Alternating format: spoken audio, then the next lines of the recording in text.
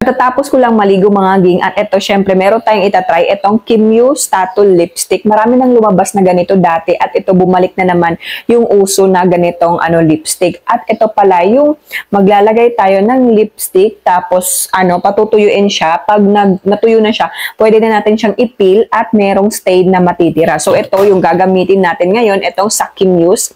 Ayan yung kanyang packaging, lang siya, super cute, minimalist lang yung kanyang packaging, kulay blue. Siyempre, bubuksan natin yung kanyang box para makita natin yung mismong product. So, ayan siya. Kulay blue siya. Ayan. At ang shade pala nito ay 05. Tapos, berry siya. Tapos, ito yung kanyang applicator. Ayan. Wand yung kanyang applicator. Ayan. Maglalagay na tayo sa lips.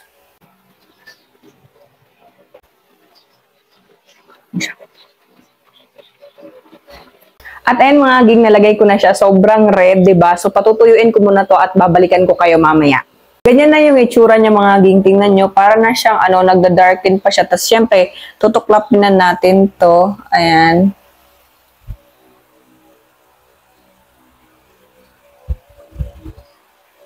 Nakita mo ba? Ayan siya, oh. Natuklap siya. Natin ng malapitan para makita nyo ng malapitan.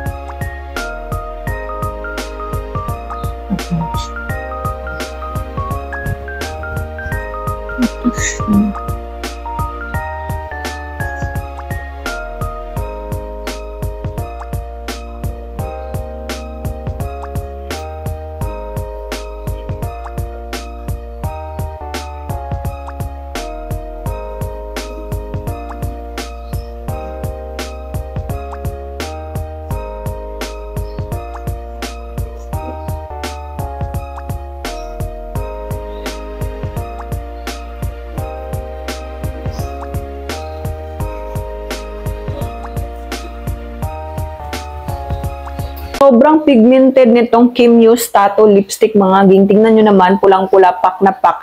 Then ngayon naman, ititest natin kung long-lasting ba siya. Try ko siyang punasan nitong tissue.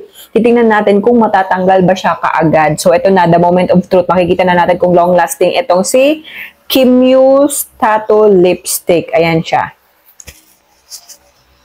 May nakuha siya mga ging. Pero titingnan natin kung matatanggal pa siya lahat. Ayan. Pero so far mga ging, meron pa rin siya. Sobrang pigmented pa rin niya. Sobrang kapit na kapit talaga ito. Kaya maganda talaga itong Kim Yu's tattoo lipstick. Lalo-lalo na kung mahilig kayo kumain sa mga mukbang. Bagay na bagay ito kasi sobrang pigmented niya. At ang long-lasting pa nitong Kim Yu's tattoo lipstick. Grabe mga ging, katapos ko lang uminom ng Lipo Cola Plus 8 in 1. Tapos uminom pa ako ng maraming tubig kasi sobrang init ngayon. Kailangan talaga nating uminom ng maraming tubig. Pero tingnan nyo naman yung lips ko, pakak na pakak pa rin, diba? Ito pala yung nilagay ko, itong Kim Yu's Tattoo Lipstick na yung siya, patutuyuin mo siya tapos ipipil mo na rin. Tapos magkakaroon ng stain yung lips mo. Ayan, sobrang long lasting niya at pwede din siya kung mahilig kayong magmukbang, ganyan. Sobrang bagay na bagay ito kasi hindi nyo na kailangang mag-retouch dahil pakak na pakak pa rin yung lips nyo after nyo kumain. Tingnan nyo naman yung lips ko para pa rin parang bagong lagay. Ang dami pa rin niya. Sobrang pigmented. At kung tatanungin nyo naman mga ging, kung ilang minutes natin siya isi-stay sa lips natin bago natin i-peel off yung niya, yung nilagay natin na tint is siya, after 5 minutes, pwede na natin siyang i-peel off. At kung tatanungin nyo naman kung malagkit siya, hindi po siya malagkit. Sobrang lightweight lang po niya sa lips at sobrang pigmented po niya. At para sa akin, parang siya, nag-a-adapt din siya sa pH level ng ating katawan. Kaya yung kulay niya, yung sa akin, sobrang talaga, sobrang pink na pink. Pakak na pakak talaga siya. Pero sobrang talaga niya, long-lasting, waterproof din siya na kahit uminom tayo or kumain ka, hindi pa rin matatanggal yung stain nitong Kim Yu's Tattoo Lipstick. Share ko na lang din pala sa inyo mga ging na mahilig talaga ako sa lipstick, lip tint, ganun.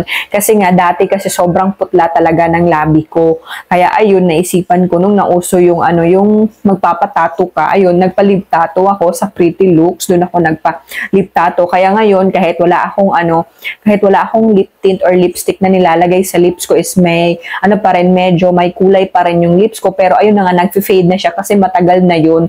Mga 2019 pa ata ako nagpa-lip tattoo. Anong year na tayo ngayon, 'di ba? So, nagfe-fade na talaga siya pero hindi pa talaga sobrang fade na fade. Meron pa siyang kulay na konti. Kaya ayun, ngayon naman nakahiligan ko na hanap ng mga affordable na lip tint, lipstick, yung mga long lasting na lipstick kasi gusto ko nga na hindi ako maputla kasi ang pangit talaga tingnan pag sobra kong putla. Parang hindi siya bagay, ganun. Kaya ayun, nahanap ko rin itong Kim Muse Tattoo lipstick. Kaya sabi ko i-share ko din sa inyo kasi baka merong kagaya sa akin na alam niyo maputla din yung labi tapos gusto nyo rin na merong kulay kahit konti yung labi natin, gano'n, na kahit pagising mo, woke up like this, ayun, meron ng kulay agad yung lips natin. So, ito na yung sagot sa problema natin, itong Kim Muse tattoo lipstick. At ang ginaganda pa mga ging nitong Kim Muse tattoo lipstick is 5 minutes lang yung aantayin natin. Magkakakulay na yung lips natin compare kung magpapalip tattoo ka sa mga salon kasi matagal siya. Siyempre, anuhin pa yung lips mo, kukulayan pa yung lips mo tapos makaka-feel ka pa ng sakit after nung session mo.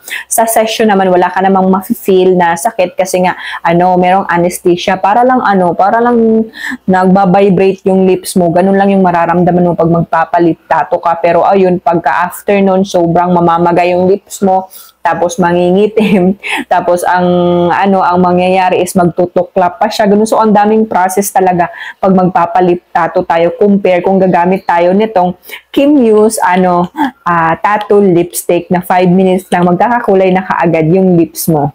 So, ayun lang mga ging ang video natin ngayon at sana sa next ko na video, samahan nyo pa rin ako at mag-comment din kayo kung ano yung gusto nyong product na i-review natin. Pero sa ngayon mga ging, puro muna mga lipstick or lip tint yung isi-share ko sa inyo kasi pinagpahinga ko muna yung face ko kasi nga alam nyo na meron pa akong mga pimples at pimple marks. Patatapusin muna natin yan, palilinisin ko muna yan, kaya dito muna tayo sa mga lipstick at lip tint kasi marami din akong marami akong mga bagong lip tint at lipstick kasi nga nakahiligan ko na naman siya ngayon dahil ayun nga nag-fade na yung lip tattoo ko sa labi kaya naghahanap na ako ng mga long lasting na lip tint at lipstick. So ayun lang mga ging, maraming salamat sa pagsama at sana sa next ko na video samahan niyo pa rin ako. Maraming salamat. Bye-bye!